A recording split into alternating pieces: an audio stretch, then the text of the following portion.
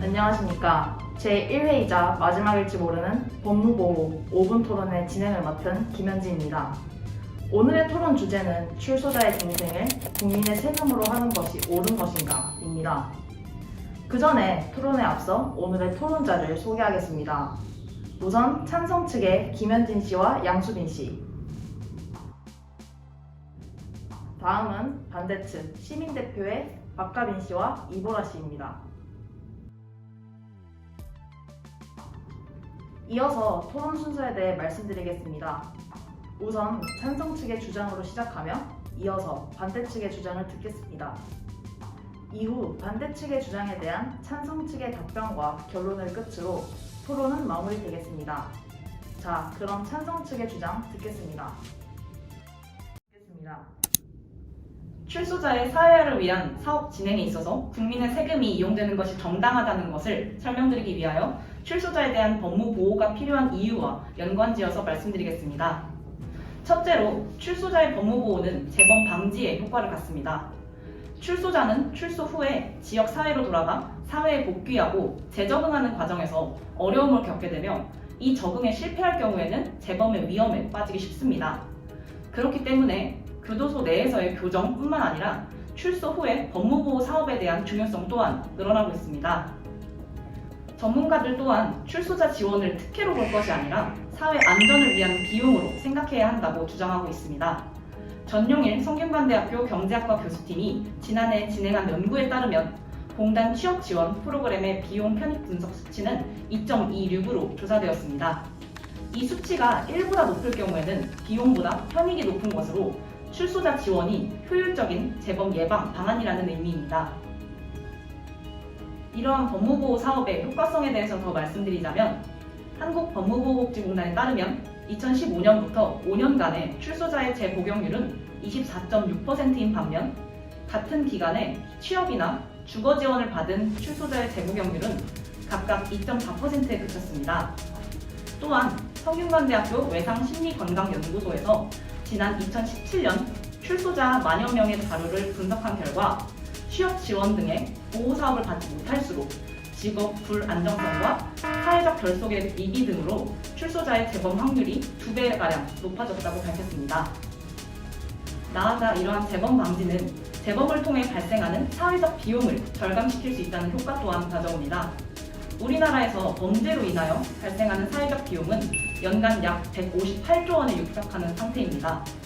이러한 지출에 있어서 비용을 줄일 수 있다는 점은 국가적인 측면에서 굉장히 긍정적인 효과를 불러일으키는 것이라고 할 수 있습니다. 즉, 이처럼 출소자에 대한 법무 보호는 궁극적으로 세금을 낸 국민의 안전을 보장하고 사회적 비용을 절감한다는 효과를 갖기 때문에 그 중요성과 의의면에서 국가적인 사업이라고 할 수 있습니다. 네, 찬성 측의 주장이었습니다. 이어서 반대 측 주장 시작해 주십시오. 출소자의 사회화를 국민 세금으로 하는 것에 반대합니다. 첫째로 국민 세금으로 출소자를 사회화하는 것에 대한 국민들의 분노 때문입니다. 국가를 유지하고 국민 생활의 발전을 위해 국민들의 소득의 일부분을 납부하는 것을 세금이라고 합니다. 그런데 과연 사회화가 가능할지 않을지를 확신할 수 없는 출소자들의 사회화를 위해 국민들의 세금을 이용하는 것이 옳을까요? 실제로 출소자들의 사회화를 위해 사용되고 있는 세금에 대한 국민들의 분노가 더더욱 커지고 있습니다. 실제로 아동 성범죄자가 출소하기 전 한국법무보호복지공단이 출소 예정자와 보호관찰 대상자를 위해 운영하는 허그 일자리 지원 프로그램을 신청했다는 소식이 언론을 통해 보도되자 여론은 범죄자에게 너무 관대한 사회라며 세금으로 범죄자의 인권은 내세워주지만 정작 피해자의 인권은 챙겨주지 않는 나라라고 비판하기도 하였습니다. 이는 잔혹한 범죄를 저지른 범죄자에게 국민 세금을 들여 취업을 알선하는 것은 사회 정서상 용납할 수 없다는 지적입니다. 전문가는 출소자의 취업 지원에 앞서 피해자의 피해 회복이 우선이라고 강조하기도 하였습니다. 출소자에게 세금으로 사회화의 기회를 준다는 것에 부정적인 여론이 폭발하고 있는 상황인데 굳이 이러한 여론을 무시하면서까지 지원을 해줄 필요가 없다고 생각합니다. 네, 반대 측의 주장이었습니다. 이어서 찬성 측의 두 번째 주장 시작하겠습니다. 둘째로 세금의 본 의미를 통해서 문제를 정당화할 수 있습니다. 세금이란 국가를 유지하고 국민 생활의 발전을 위해서 국민들의 소득 일부분을 국가에 납부하는 돈을 말합니다. 헌법 제10조에 따라서 출소자도 엄연한 대한민국의 국민이며 앞서 세금의 의미 중 국민 생활의 발전을 위한다는 점을 들어서 생활에 어려움을 겪는 국민을 돕는 것은 응당 국가가 해야 할 일이라고 할 수 있습니다. 이상으로 입론을 마치겠습니다. 네, 찬성 측의 두 번째 주장이었습니다. 이어서 반대 측의 두 번째 주장 시작하겠습니다. 두 번째 이유는 교도소에서 교정 및 사회화, 즉 갱생의 기회가 이미 주어집니다. 갱생의 사전적 의미는 마음이나 생활적인 태도를 바로잡아 옳은 생활로 되돌아가거나 발전된 생활로 나아가다입니다. 교도소에서 징역 선고를 받은 사람들을 수용, 부검하고 교정 및 교화하고 있습니다.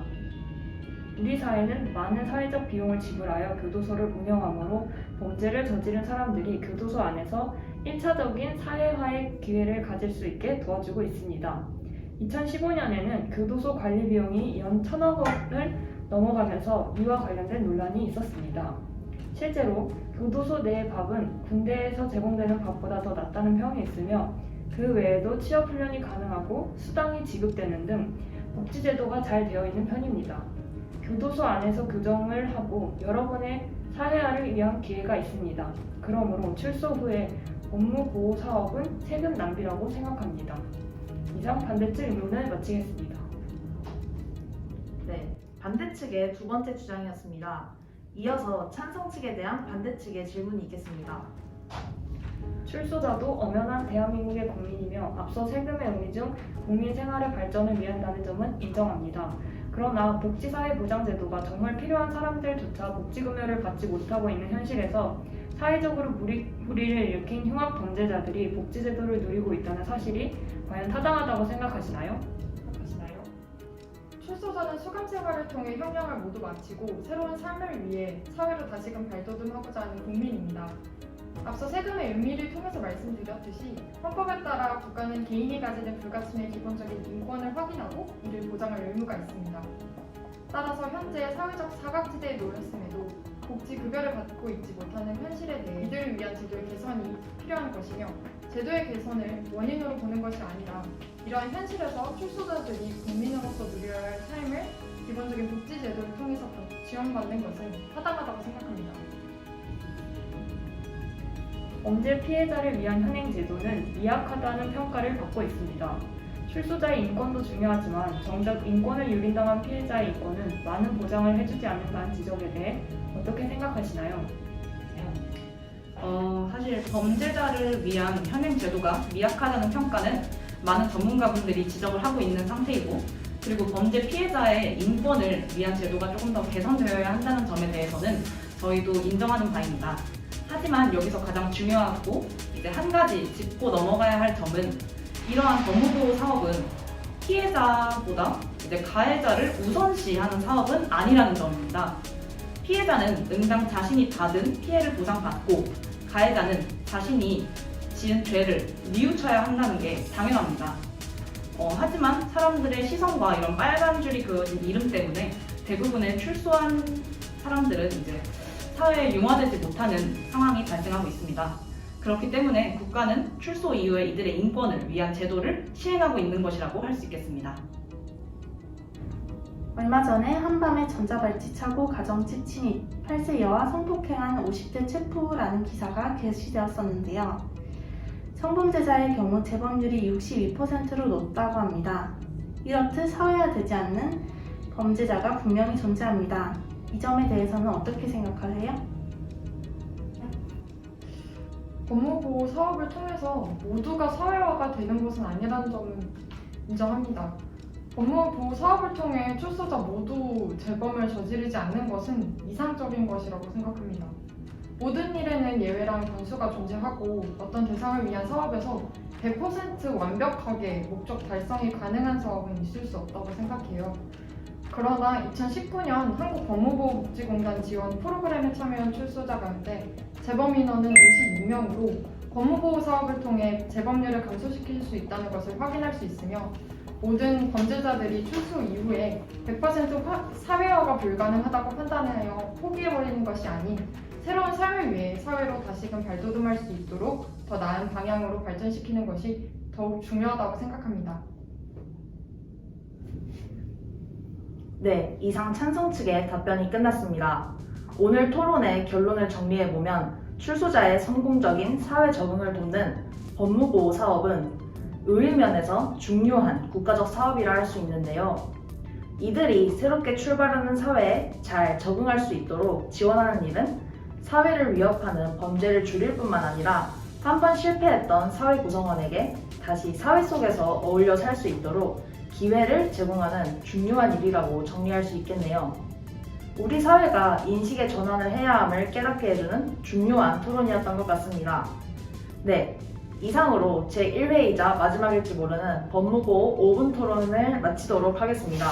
시청해주셔서 감사합니다.